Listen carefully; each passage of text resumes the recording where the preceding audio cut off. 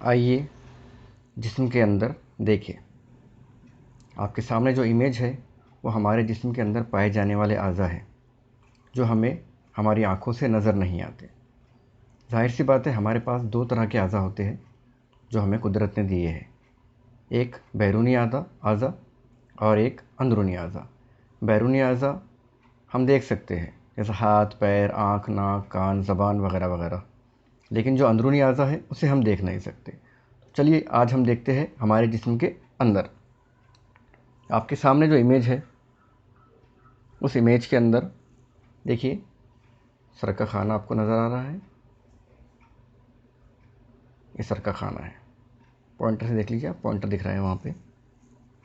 उसके अंदर दिमाग होता है, ठीक है, नज़र आ रहा है आपको। देखिए ये हमारा दिमाग है, ये सर के खाने में होता है।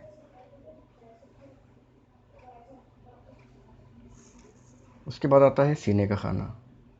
ये पूरा खाना सीने का खाना है। पॉइंटर देख लीजिए आप, ये है सीने का खाना, जहाँ से पॉइंटर मैं दिखा रहा हूँ आपको।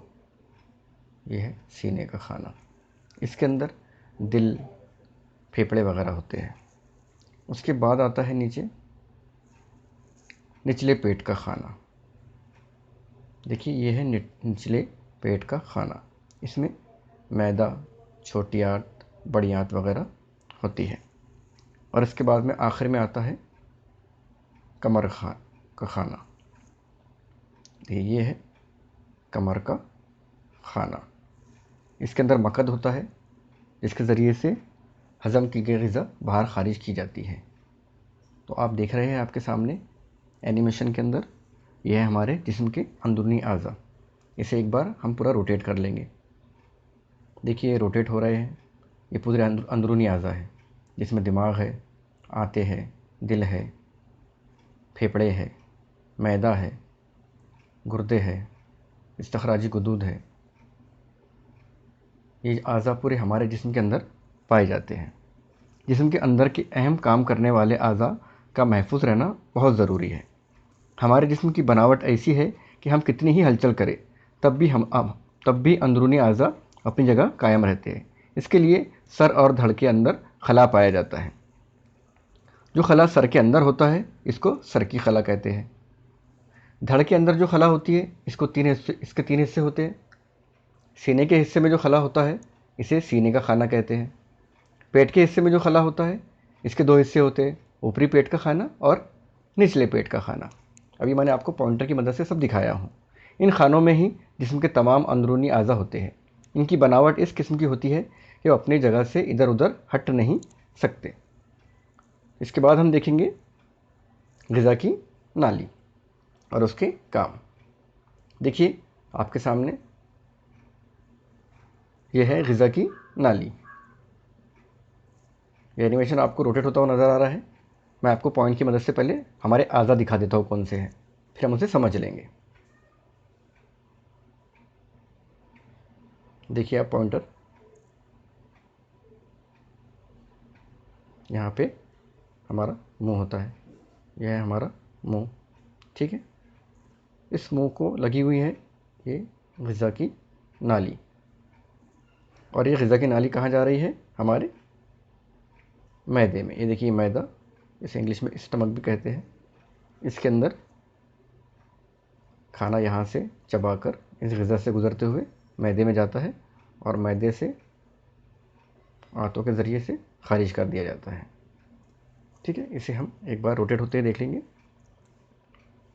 इस एनिमेशन में जिस्म के अंदरूनी अज़ा मुंह और मैदा दिखाए गए हैं। ये अज़ा ग़िज़ा के हाज़मे का काम अंजाम देते हैं। इन अज़ा में से मैदा निचले पेट के खाने में होता है। मुंह का निवाला मैदे तक पहुंचाने के लिए सीने तक के खाने में एक नली होती है जिसे ग़िज़ा की नाली कहते हैं। हम खाना खाने के लिए मुंह का इस्तेमाल करते हैं। ज़बान की वजह से हमें ग़िज़ा का जायका मालूम होता है। हम दांतों के ज़रिए ग़िज़ा चबाते हैं। इस दौरान इसमें लुआब दहन शामिल होता है, जो हमारे मुंह में लगातार बनता रहता है, जिसे हम थूक वगैरह कहते हैं। इसकी वजह से मुंह में निवाले का गीला गोला बन जाता है, जिसे आसानी से निगला जा सकता है। आप कभी निवाला जब चबाएंगे आप गौर कीजिए, चबाया हुआ निवाला ग़िज़ा की नाली में जाता है। ग़िज़ा की नाली की दीवार लचकदार होती है। इसलिए अनाज का निवाला ग़िज़ा की नाली से गुजरते हुए मैदे तक आसानी से पहुंच जाता है। देखिए आपके सामने ये पूरा सिस्टम रोटेट हो रहा है, एनिमेशन के ज़रिए आपको दिख रहा है किस तरह से हमारा निज़ाम चलता है। चलिए उसके बाद देखते हैं दिल। दिल यानी कल्ब, जिसको इंग्लिश में हार्ट भी कहते हैं। देखिए आपके सामने दिल की साख्त नज़र आ रही है। गौर से देखिए इसे दिल की साख्त को।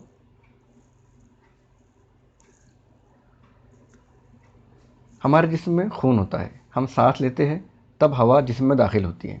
खून इसे पूरे जिस्म में पहुंचाने का फ़ेल अंजाम देता है। हम ग़िज़ा खाते हैं, इस ग़िज़ा के हज़म होने के बाद इसे भी जिस्म के हर खलिए तक पहुंचाने का काम खून ही करता है।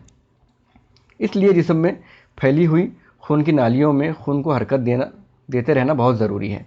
हरकत देते रहने का ये काम दिल करता है।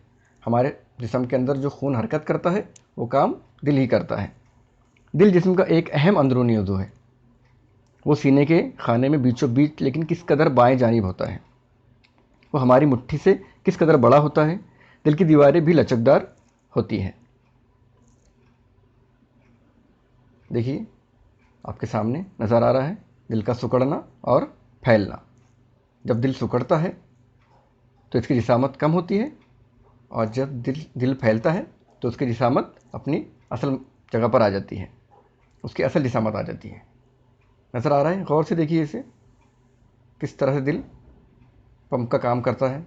जब सिकुड़ता है तो खून को हमारे जिस्म में डालता है, और जब फैलता है तो खून हमारे जिस्म से दिल के अंदर आता है। इसलिए दिल हमारे जिस्म के अंदर बहुत ही कीमती उज़्व है, जो हमारे जिस्म के अंदर दौरान खून का निज़ाम पूरी तरह से चलाता है। चलिए इसके बाद देखते हैं हम फेफड़े। देखिए आपके सामने ये हमारे फेफड़ों का निज़ाम है, जो हम सांस लेते हैं वो निज़ाम है। ये निज़ाम सीने के पिंजरे के अंदर पाया जाता है। थोड़ा सा हम देख लेंगे इसके अंदर कौन कौन से उज़्व है हमारे पास में। देखिए आपको नज़र आ रहा है पूरी तरीके से।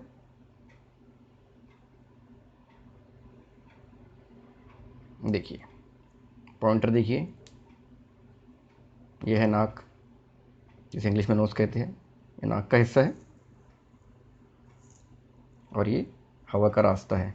ये गले से होते हुए हवा जाती है हमारे फेफड़ों के अंदर।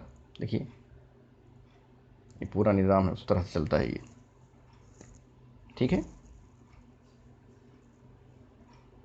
ये सब हमारे सीने के अंदर पाया जाता है। जब हम सांस लेते हैं तो हमारा सीना फूल जाता है। ये पूरा निज़ाम सांस को अपने अंदर समा लेता है, भर लेता है। और जब हम सांस छोड़ते हैं तो ये निज़ाम थोड़ा सिकुड़ जाता है, जो कि गैर ज़रूरी हवा यानी कार्बन डाइऑक्साइड को बाहर खारिज कर देता है। देखिए एनिमेशन के अंदर आप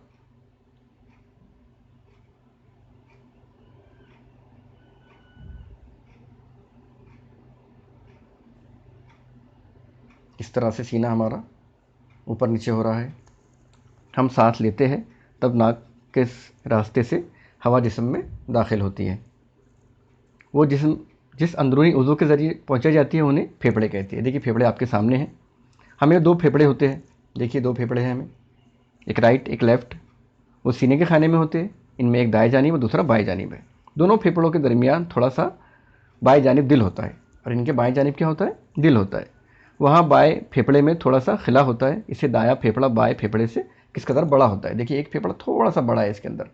आप एनिमेशन में देखिए, ऑब्जर्वेशन कीजिए, आपको डेमोन्स्ट्रेशन पूरा नज़र आ रहा है। सांस के अंदर ली हुई हवा फेफड़ों तक पहुंचाने के लिए एक नली जैसा अंदरूनी उज़्व होता है। देखिए नली ऊपर है, यहाँ पे पॉइंटर देख रहे होंगे आप। देखिए नली है ये ऊपर, नाक के पास की नली है। देखिए मैं दिखा रहा हूँ आपको ये नली देखिए। ये नली के ज़रिए हवा जाती है फेफड़ों के अंदर। इसे सांस की नाली कहते हैं। ये जो नाली है, पॉइंटर जहाँ नज़र आ रहा है, वो सांस की नाली है। सांस की नाली आगे जाकर दो शाखों में तकसीम हो जाती है। देखिए आप गौर से, ये दो शाखों के अंदर, पॉइंटर देखिए, दो शाखों के अंदर सांस की नाली तकसीम हो गई। जूम कर रहा हूँ मैं थोड़ा। ये देखिए ये सांस की नाली है, और यहाँ से ये दो शाखों के अंदर तकसीम हो गई। इन शाखों को शॉप कहते हैं। जो कहते हैं शॉप, शीन एन और बे, शॉप। सांस लेने पर फेफड़े थोड़े फैलते हैं। देखिए जब फैल रहे हैं तो सांस ले रहे हैं, इसलिए सीना भी फूलता है। दिल और फेफड़ों के काम एक दूसरे पर मुनस्सिर होते हैं। ये दोनों अहम अज़ा है। ये सीने के खाने में पसलियों के पिंजरे के अंदर होती है, इसलिए ये हमेशा महफूज रहते हैं। चलिए अब देखते हैं हेड ऑफ द डिपार्टमेंट। ये है हमारा दिमाग। ठीक है, सर के खाने में मौजूद दिमाग हमारा बेहद अहम अंदरूनी उज़्व है। हमारी तमाम हरकत और सकानात पर दिमाग का काबू रहता है। गुस्सा आना, खुश होना, गमज़दा होना जैसे तमाम जज्बात का एहसास हमें दिमाग से होता है। हिस्सी आज़ा के ज़रिए दी हुई मालूमात की वजाहत भी दिमाग में होती है। जो हमारे हिस्सी आज़ा है ना, हाथ, स्किन, नाक, आँख, कान, ज़बान और जिल्द, ये 5 हिस्से आज़ा है। इसके ज़रिए जो एहसासात होते हैं वो सब किसके ज़रिए होते हैं? दिमाग के ज़रिए होते हैं। दिमाग ज़ख्मी हो तो इंसान मुस्तकिल तौर पर अपाहिज हो सकता है या इसकी मौत भी हो सकती है। इसलिए दिमाग की मुकम्मल हिफाजत ज़रूरी है। यही वजह है कि कुदरत ने दिमाग को खोपड़ी के अंदर रखा हुआ है। हमारा जो दिमाग है वो कहाँ है? खोपड़ी के अंदर। ये देखिए आप, ये दिमाग का पूरा हिस्सा है। जूम करके दिखाता हूँ मैं आपको, ये दिमाग का पूरा हिस्सा है। और ये कहाँ होता है? ये हमारे खोपड़ी के अंदर ही दिमाग पाया जाता है। तो आज का हमारा ये सबक यहाँ पे मुकम्मल होता है। उम्मीद करते हैं तमाम बच्चों को हमारा आज का ये सबक पसंद आया होगा।